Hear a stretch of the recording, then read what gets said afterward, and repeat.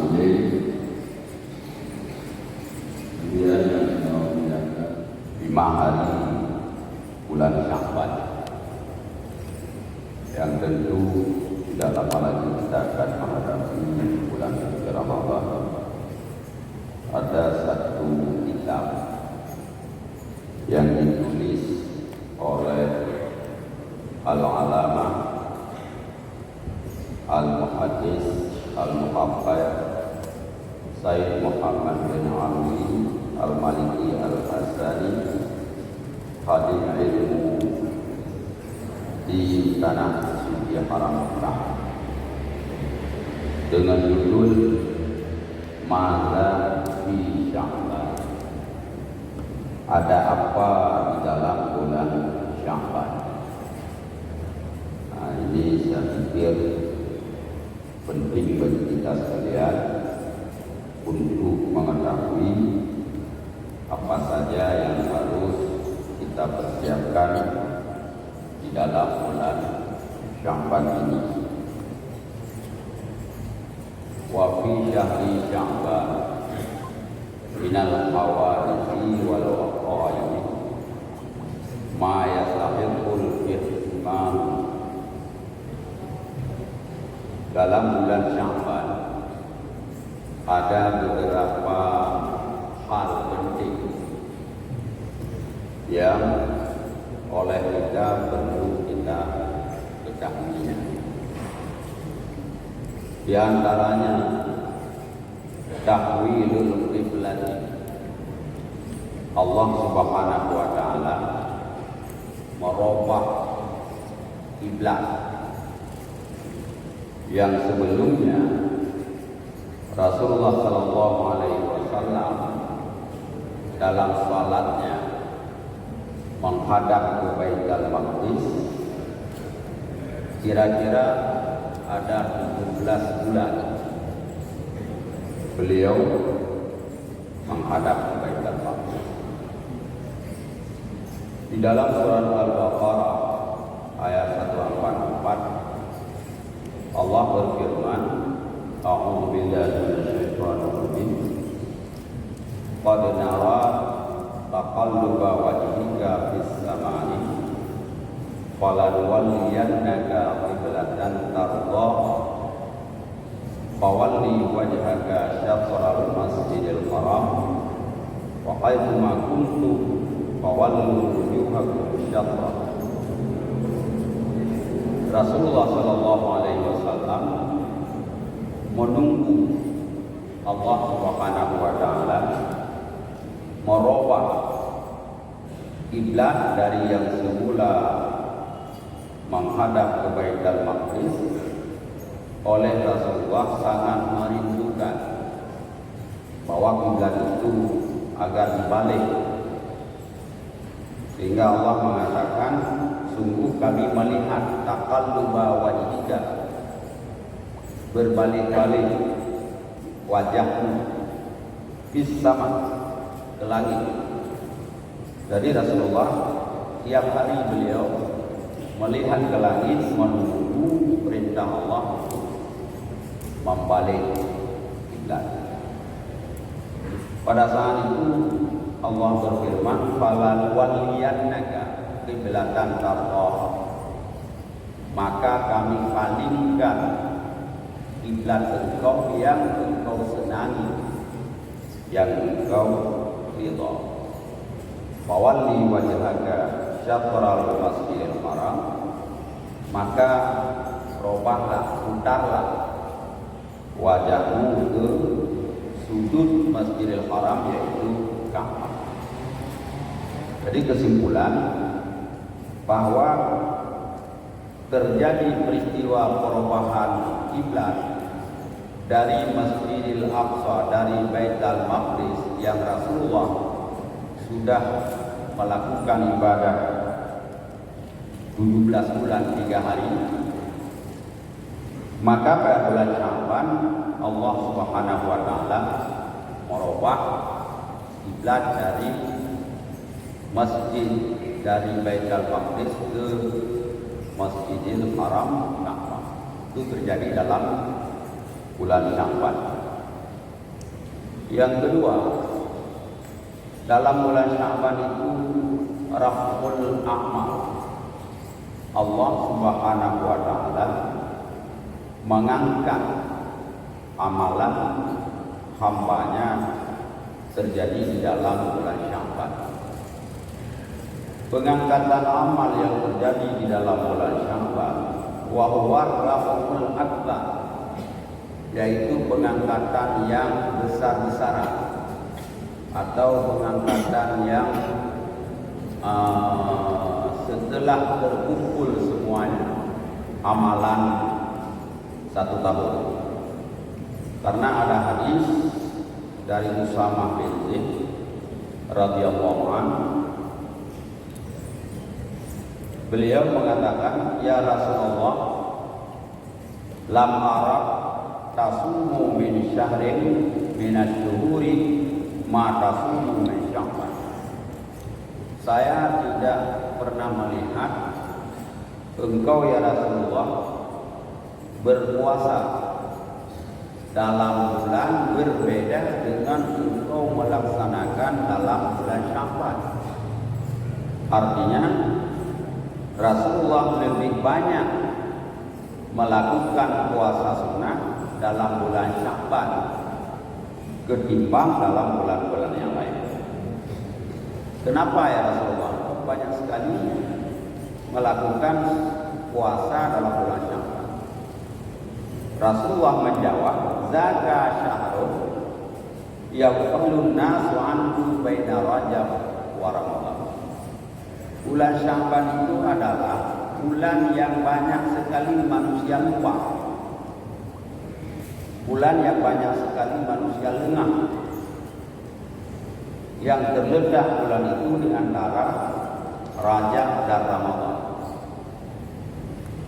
Banyak manusia yang lupa tidak berbuat banyak amal dalam bulan Sya'ban. Wa huwa syahrun turfa'u fihi al-a'malu ila rabbil alamin. Dan bulan Sya'ban itu adalah bulan yang diangkat semua amal ila rabbil alamin, kepada Tuhan seluruh sekalian alam. Wa uhibbu ayyurfa'a amali wa ana shaim. Saya sangat mencintai, kata Rasulullah, dalam bulan itu diangkat amal saya dalam keadaan berpuasa. Jadi salah satu kemuliaan Sya'ban adalah bulan yang diangkat semua amal. Para jamaah yang dimuliakan Allah, di sini disebutkan walaisa hadzal rahmu khassan bi Sya'ban. Diangkat amal kita bukan khusus dalam bulan Sya'ban, bal jaa fil ahadits syarifati ma yadullu ala ta'addudi raf'il a'mal fi awqatin mukhtalifah. Tapi ada hadis-hadis yang menunjukkan bahwa diangkat amal kita dalam waktu-waktu yang berbeda. Di antaranya ar-raf'u fil nahari wa raf'u fil laili.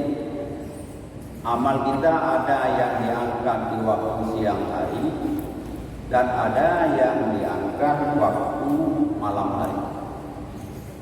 Dalam hadis Sahih Muslim dari Abi Musa Al-Asy'ari radhiyallahu anhu, Rasulullah sallallahu alaihi wasallam mengatakan, yurfa'u ilaihi amalul laili qabla amalin nahar. Diangkat kepada Allah amal di waktu malam hari qabla amalin nahar, sebelum diangkat amal di waktu siang hari. Wa amalun nahari qabla amalil lail, dan amal di waktu siang diangkat sebelum masuk waktu malam. Artinya bahwa dirafa amal di waktu siang fi awwalil laili allazi ba'da, di waktu mau terbenam matahari pada hari tersebut.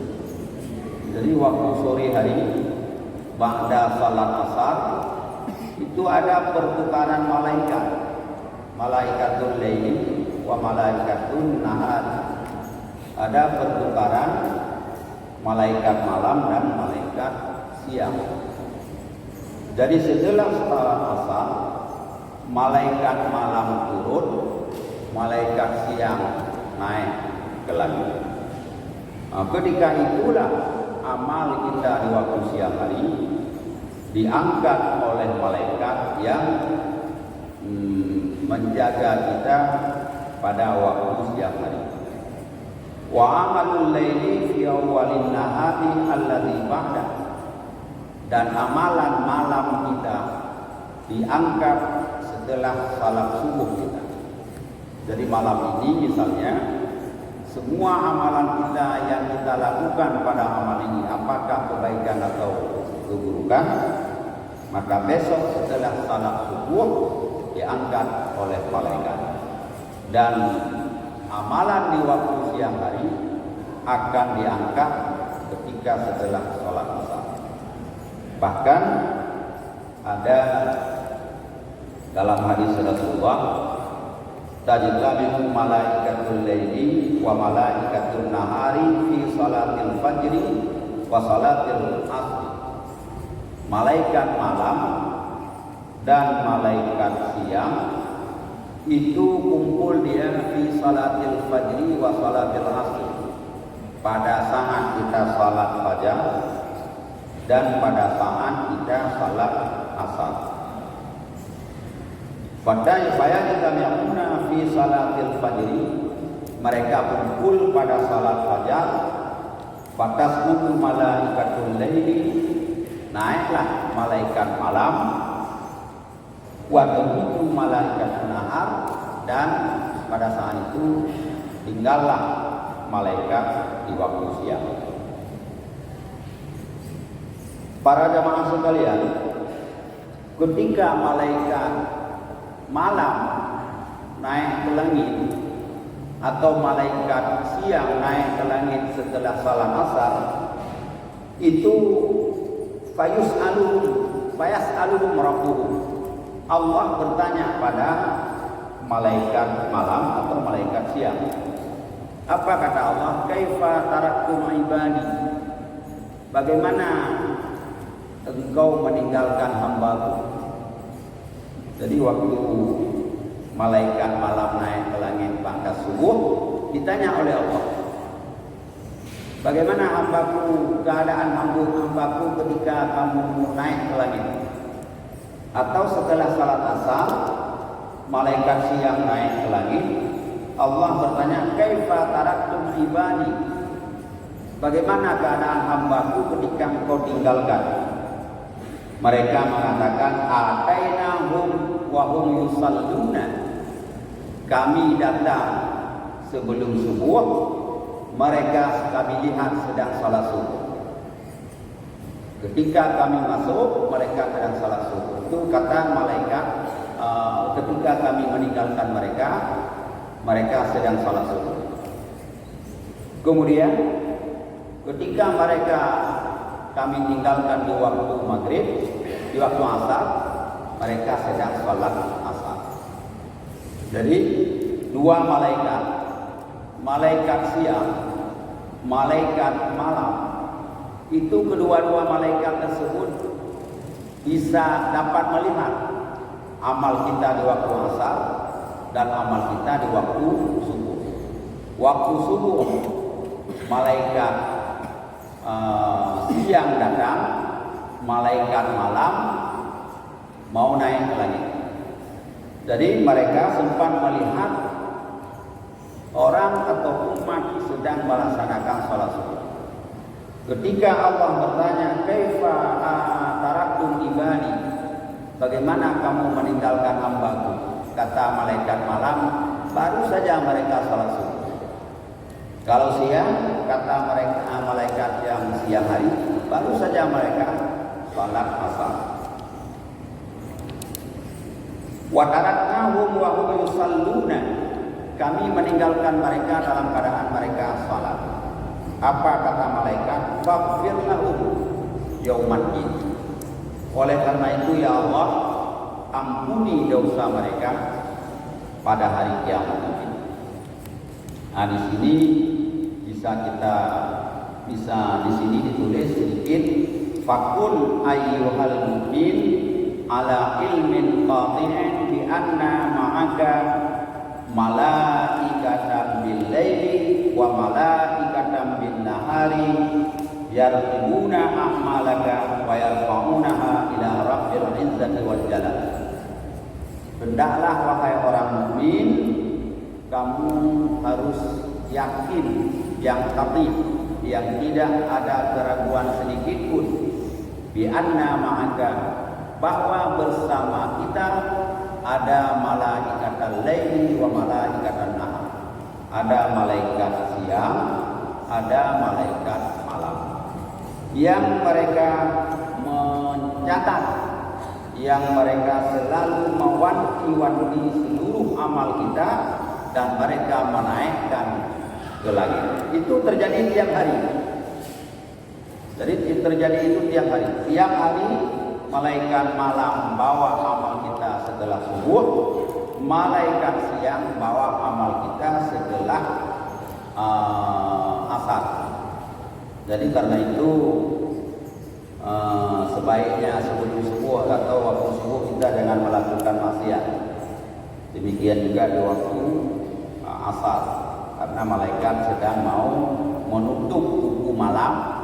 Jangan sampai kita tertutup buku pada saat malaikat menaikkan amal kita dengan amal yang jahat. Itu satu. Kemudian terjadi juga pengangkatan amal secara segera. Arti segera, setelah kita beramal langsung dinaikkan oleh Allah. Ada hadis riwayat Imam Tirmizi dan Imam Ahmad, anna Rasulullah sallallahu alaihi wasallam kana yusalli arba'an ba'da an tazula syamsu qabla dhuhri. Rasulullah salat 4 rakaat sebelum salat zuhur. Artinya sunat qabliyah zuhur 4 rakaat. Kenapa? Qala, Rasulullah mengatakan, innaha sa'atun tuftahu fiha abwabus sama. Sebelum salat zuhur, setelah tergelincir matahari, itu adalah saat yang dibuka seluruh pintu langit. Fa uhibbu an yasjuda li fiha amalun salih. Maka kata Rasulullah, saya mencintai, sangat menyukai bahwa pada saat itu diangkat amal saya. Dan pada saat ketika dibuka pintu langit. Jadi di sini kita bisa memahami betapa besar fadilat sunat qabliyah zuhur 4 rakaat. Jadi sunat qabliyah zuhur 4 rakaat. Rasulullah mengatakan bahwa saya sangat suka bahwa amal saya diangkat sebelum zuhur, sebelum salat zuhur maksudnya. Saya dalam keadaan salat. Nah ini tiap zuhur ini. Tiap zuhur. Kemudian yang ketiga, ada amal yang diangkat setiap minggu. Jadi sudah berapa? Sudah 3.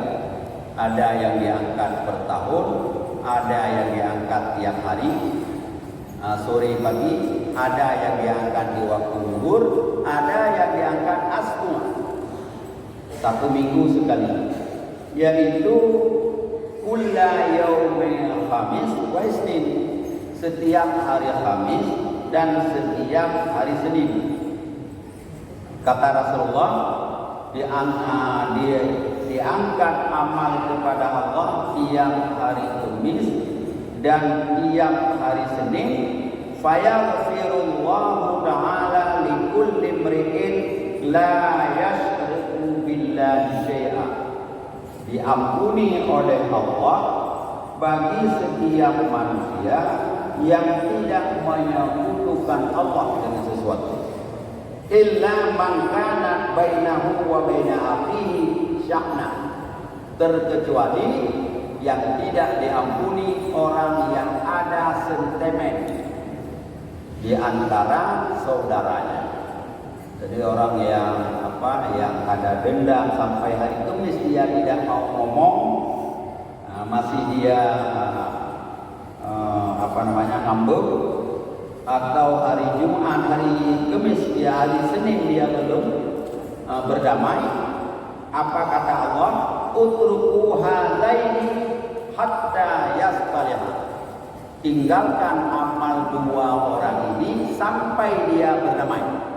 Biarkan amal mereka dulu, mereka berdamai dulu. Kalau sudah berdamai, amal baru diangkat. Jadi karena itu menjadi satu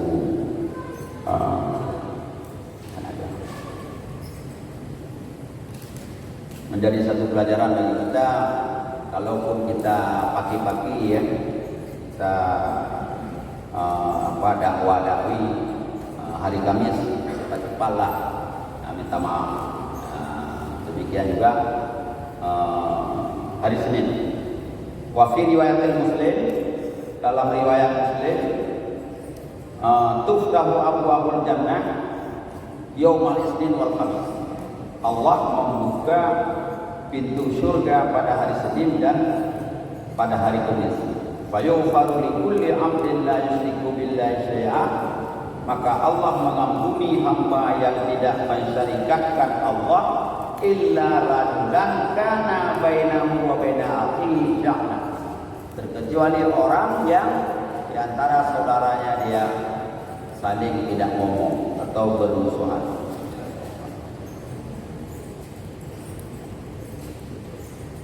Kemudian sedikit lagi, ada juga dalam bulan Sya'ban taqdirul a'mari. Ini penting. Dalam bulan Sya'ban dikadarkan umur. Maksud dikadarkan umur, idharu hadzal taqdir, dinampakkan oleh Allah Subhanahu wa taala kepada malaikat akan umur kita. Itu terjadi malam nisfu Sya'ban. Jadi umur kita sudah ditentukan oleh Allah Subhanahu wa taala, misalnya 75 tahun. 75 tahun itu malaikat belum tahu kita kapan meninggal. Kapan baru tahu oleh malaikat maut kita meninggal? Pada nisfu Sya'ban tahun kita meninggal. Misalnya kita tahun 2022 akan mati. Itu malaikat baru tahu. Kalau malam ini malam 5 Sya'ban, baru tahu itu 10 malam lagi. Hari ini malaikat belum tahu bahwa kita meninggal 2022. Kenapa begitu? Rasulullah Sallallahu Alaihi Wasallam mengatakan dalam satu hadis, Innallaha yaktubu fihi ala kulli nafsi maidan ilkasana. Allah menulis, artinya Allah menampakkan pada malam nisfu Sya'ban siapa-siapa meninggal tahun itu. Siapa-siapa saja meninggal pada tahun itu. Sehingga ada manusia yang bernikah pada tahun itu, ada manusia yang sudah memprogram bahwa pada tahun itu dia akan membuat bulan. Ada manusia yang merencanakan berbagai macam perencanaan, padahal dia tidak tahu bahwa tahun namanya diberikan kepada malaikat.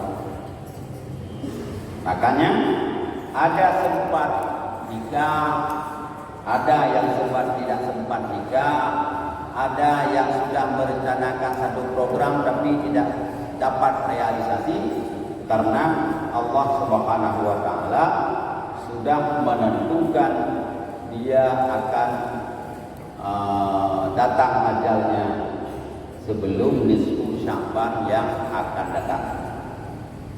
Kemudian pada malam itu juga Allah Subhanahu wa taala memberikan list berapa rezeki kita tahun itu. Itu diberikan malam nisfu Sya'ban. Misalnya malam nisfu Sya'ban yang lalu itu sudah ditulis list rezeki kita oleh Allah, diserahkan kepada malaikat. Dari malam nisfu Sya'ban yang lalu sampai malam nisfu Sya'ban 10 malam lagi, itu kira-kira misalnya kita habis minum air 100 ton. Itu tidak lebih.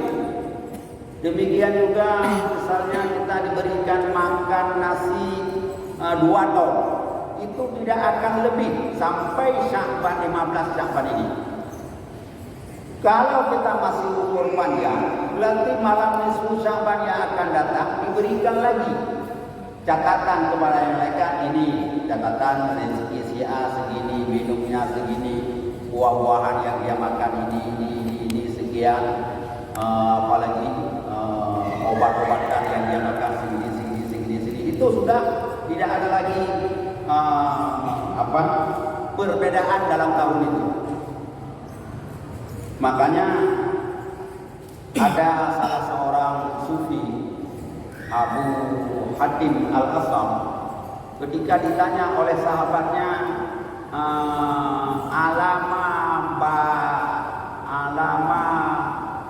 tabna a'malaka, bagaimana kamu membangun amalmu? Ditanya oleh sahabatnya. Beliau menjawab, alimtu anna rizqi la yuzawilu ila ghairi. Saya yakin sekali bahwa rezeki saya tidak akan jatuh ke tangan orang lain sedikit pun, dan rezeki orang lain tidak akan jatuh kepada saya. Maka saya tenang hidup. Nah, ini penting saya pikir. Karena kan selama ini kita kan bersinggungan, sikat, sikut terjadi di lapangan karena kita anggap bahwa rezeki kita diambil oleh orang lain. Padahal tidak. Rezeki kita tidak akan jatuh untuk orang lain. Rezeki orang lain tidak akan jatuh untuk kita. Dan kita tidak akan menyisakan rezeki sebiji beras pun sebelum habis itu belum mati. Jadi belum mati. Ada satu riwayat, ada seorang jatuh ke sumur yang paling dalam satu padang pasir. Jatuh dia ke sumur, terpeleset masuk sumur. Akhirnya dia minta tolong, dia sorak-sorak. Didengarlah oleh orang yang jauh, suaranya yang sayu-sayu, bahwa dia ada orang yang minta tolong dari jauh. Diajaklah teman-teman beberapa orang datang ke sumber suara itu. Akhirnya ketika sampai orang itu ke sana, mereka melihat orang sudah masuk sumur. Akhirnya cepat-cepat mereka mencari bantuan, mencari tali untuk dia masukkan ke sumur supaya bisa dia tarik orang yang jatuh. Setelah dia jatuh, setelah dibantu, akhirnya orang itu bisa diangkat kembali sampai ke luar sumur. Baru dikasihlah susu 1 gelas karena orang sudah masuk sumur tadi sudah agak pingsan, nafasnya mau habis. Ya, dipulah air susu dan dia minum. Setelah minum, sebentar lagi sudah sehat. Waktu sudah sehat, ditanyalah sama yang menolong ini, kok bisa masuk sumur kamu? Kenapa? Apa nggak lihat? Akhirnya Akhirnya orang ini cerita lah begini, saya mau nimba air, pas saya mau di pinggir sumur terpleset. Rupanya waktu dia ngomong terpleset, betul-betul terpleset, masuk lagi dia sumur. Terus diketik. Pak cerita menang belum gede. Jadi ketika jatuh sekali lagi dia masuk sumur, itu sudah tidak sulit lagi untuk menolong. Kenapa? Karena sudah ada orang-orang yang menolong beliau itu, diangkat cepat-cepat sampai ke darat, baru dipot-pot berapa kali menghembuskan nafas yang terakhir, mati dia. Sehingga orang yang memberi pertolongan pada dia terheran-heran, kok bisa kejadian seperti ini ya? Jadi waktu dia nggak ada pertolongan segera, nggak mati. Sekarang sudah ada orang-orang yang menolong rame, kok mati. Akhirnya mereka ini datanglah kepada seorang alim. Mereka bertanya, kejadiannya seperti itu. Apa jawab alim? Apa orang alim itu menjawab, dia belum mati tadi waktu jatuh pertama karena masih tersisa 1 gelas susu lagi dia belum minum. Dan setelah dia minum 1 gelas susu, habis rezekinya, baru dia meninggalkan dunia. Jadi menunjukkan di sana bahwa atragau hantu katanya orang yang dia kini. Maka Rasulullah mengatakan, ma asabaka lam yakul liyuqjaka wa ma aqta'aka lam yakul liyusibaka. Apa yang jatahmu tidak akan kena orang lain, dan apa yang jatah orang lain tidak akan kena. Itu harus yakin, karena itu taufik. Jadi ketika kita nyoba yang kalau untuk proyeknya yang kakor, nah itu berarti sudah kita tidak percaya lagi kepada Allah Subhanahu wa taala, atau mencurigakan bahwa rezeki kita akan diberikan kepada orang lain. Itu kata Hatim Al-Muhtar. Yang kedua, beliau mengatakan, saya yakin bahwa saya akan mati, maka saya tidak membuang-buang waktu. Itu kata Hatim. Saya yakin bahwa saya akan mati, maka saya tidak akan membuang-buang waktu. Terbuang waktu untuk berfoya-foya, terbuang waktu untuk berleha-leha, terbuang waktu untuk bersenang-senang, meninggalkan amal yang saleh, meninggalkan ibadah. Padahal kita tidak tahu besok akan mati, dan setelah mati tidak ada cerita lagi. Maka orang yang menyesal itu belum mati, lagi ditarik nyawa sudah nyesal, lagi sakratul maut sudah timbul penyesalan. Ada satu kisah lagi. Nah, kita main malam ini banyak-banyak kisah aja. Ada satu kisah lagi, seorang sahabat namanya Syu'bah, wa fi riwayatin Syu'bah. Dia selalu salat berjamaah, tidak pernah dia absen, salat berjamaah terus, apalagi subuh.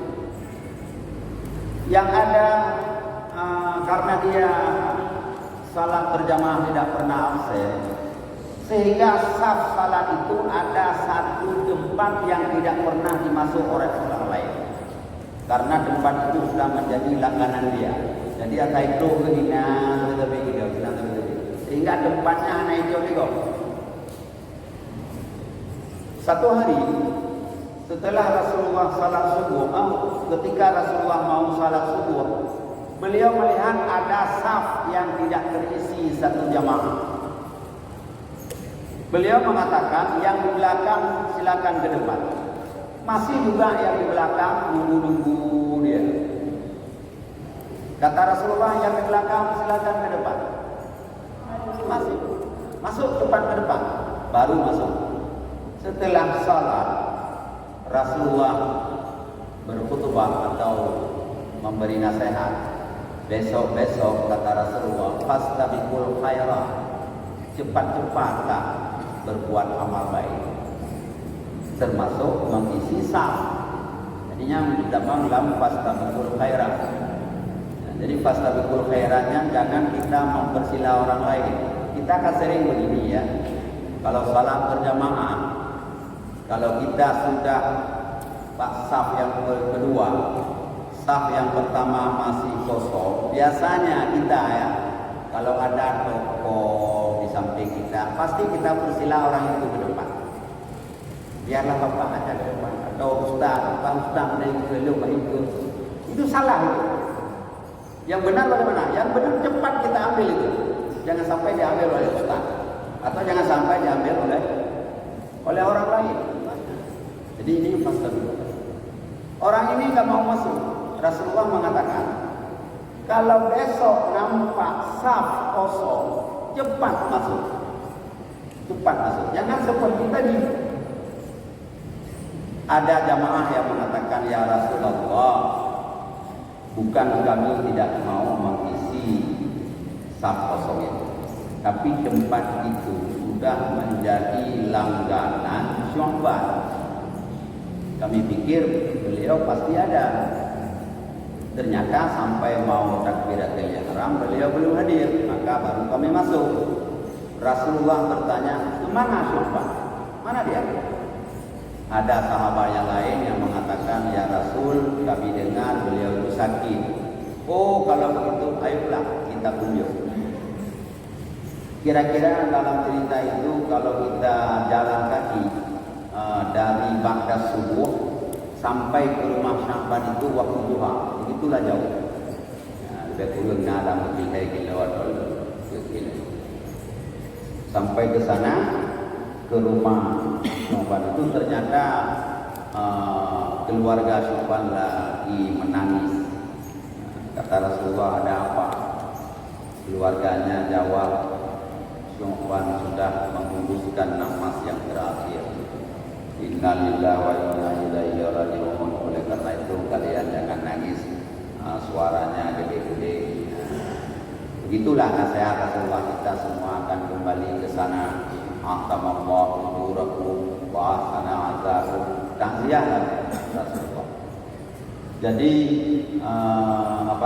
keluarga Syu'ban itu ngomong, ya Rasulullah, kami bukan menangis karena orang tua kami, karena suami kami, karena Syu'ban meninggal dunia, bukan itu.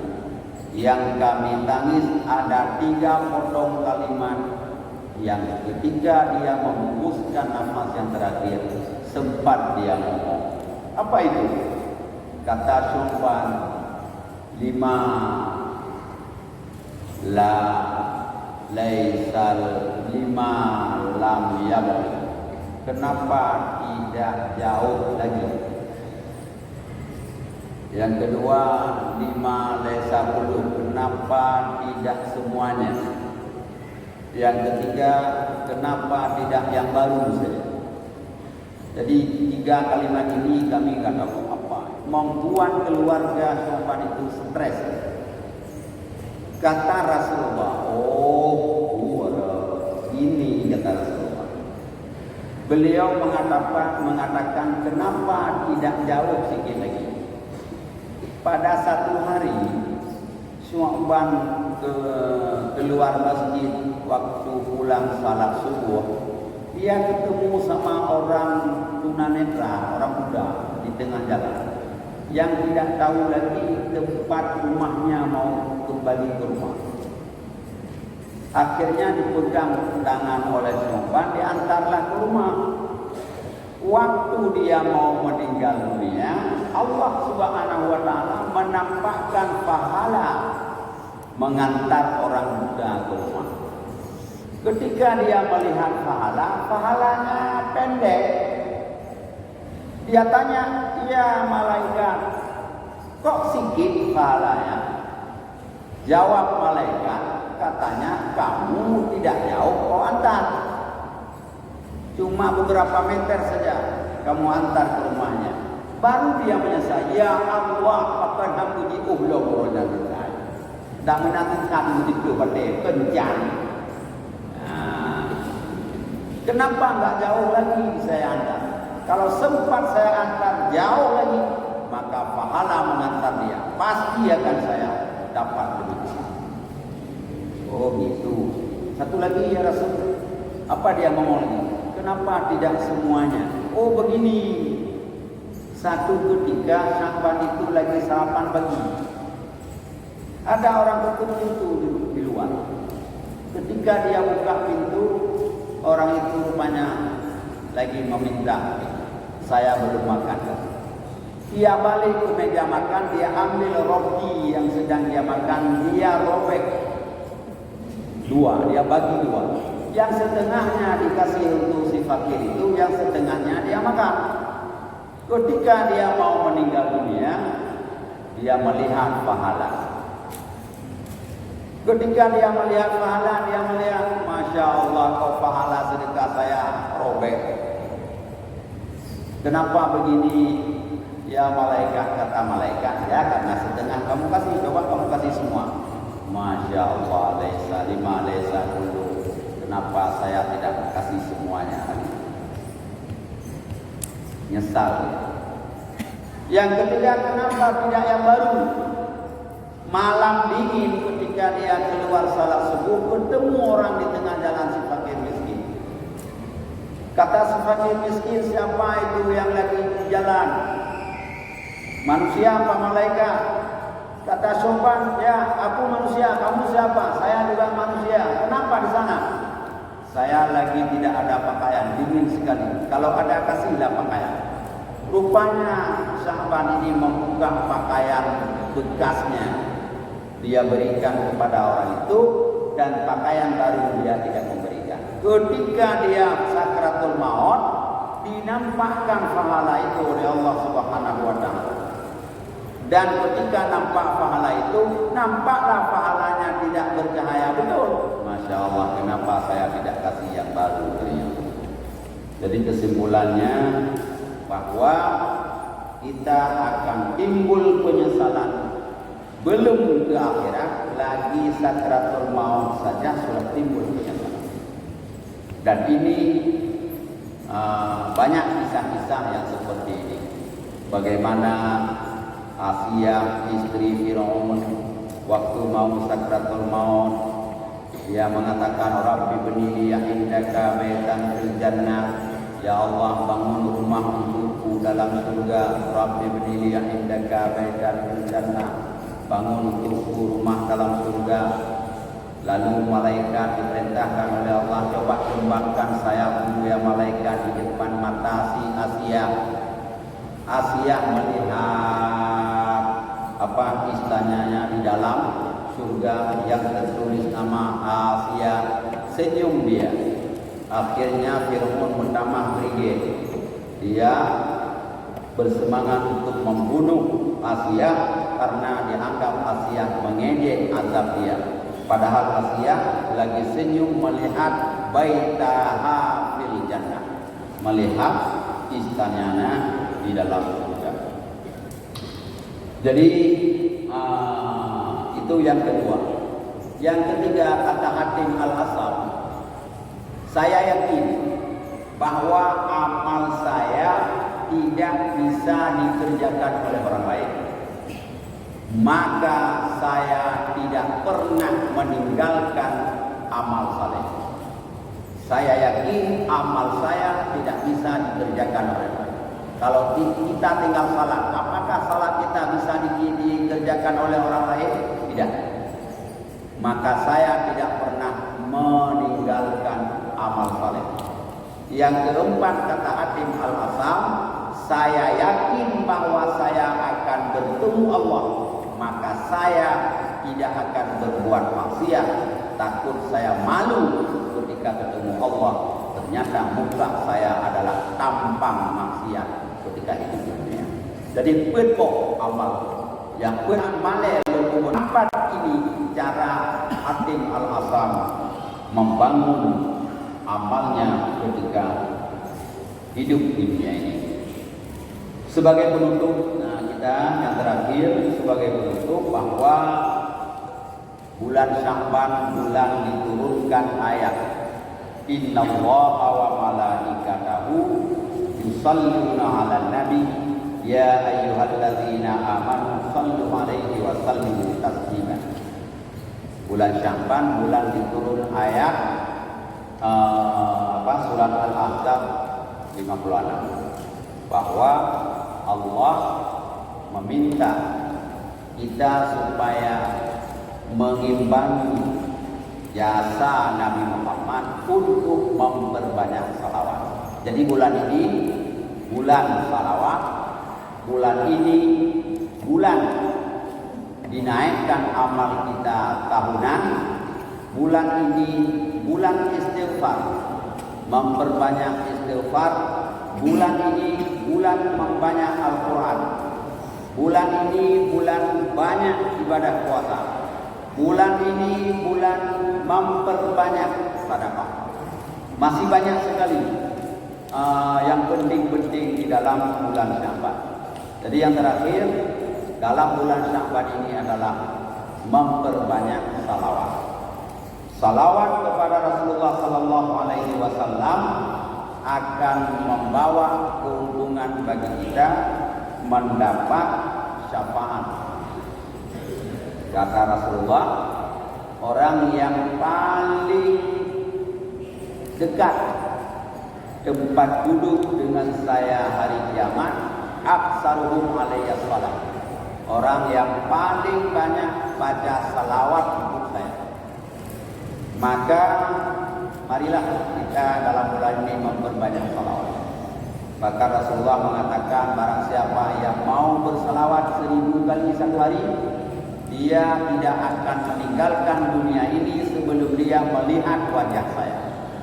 Artinya bahwa kalau orang banyak bersalawat kepada Nabi, ketika dia mau meninggal dunia, Rasulullah akan menampakkan dirinya. Yang ketiga, syafaat hari kiamat. Karena syafaat hari kiamat ada karena salawat, ada karena membaca doa ba'dal azan, Allahumma rabbani da'wah akhir. Ada syafaat Rasulullah karena mati di tanah haram. Kata Rasulullah, man arada ayyamuta bil Madinah falyamut wa ana syafi'un lahu yaumal qiyamah. Barang siapa yang ingin, yang kepingin mau mati di Madinah, falyamut, hendaklah mati dia Madinah. Wa ana syafi'un lahu yaumal qiyamah. Saya yang memberi syafaat untuknya hari kiamat. Maka doa Umar bin Abdul Aziz, Allahumma inni as'aluka syahadatan fi sabilik wa mautan fi baladi rasulih. Ya Allah, berikan syahid saya pada jalanmu, mati saya di negeri Rasulmu. Jadi kalau kepingin mau mati di Madinah, matilah di Madinah. Bagaimana kepingin kita mati di Madinah? Ya, kira-kira kalau kayak darah buat-buat pampu yang kaji tak murah kayak. Nah, cepat-cepatlah. Tinggi darah, penyakit, gendong, berat, tinggi itu sebaiknya kita banyak-banyak umrah biar mati di sana. Mati di sana. Kalau sampai ke sana belum mati, makan yang cepat naik darah, biar di sana naik darah 380. Meninggal kita di Madinah. Karena Rasulullah mengatakan, man arada ayyamuta bil Madinah falyamut wa ana syafi'un yaumal qiyamah. Para hadirin yang dirahmati Allah, mungkin masih banyak yang perlu kita sampaikan, tapi mengingat waktu yang terbatas, insyaallah mungkin di lain kesempatan kita akan bertemu kembali. Kita bertaubat, astagfirullah. Yang kedua, kita berdoa. Yang ketiga, kita berbuat baik kepada orang tua. Astaghfirullahaladzim wali walidayya. Saya mohon ampun untuk kesalahan saya, wali walidayya, untuk dua orang tua saya. Jadi ada 3 fadilah, ada taubat, ada doa, ada berbuat baik kepada dua orang tua. Astaghfirullahaladzim wali walidayya walakum walisairil muslimin wal muslimat wal mu'minin wal mu'minat al ahya'i minhum wal amwat. Lebih kurang saya mohon maaf. Wallahu muwaffiq ila aqwamit thoriq. Wassalamualaikum warahmatullahi wabarakatuh.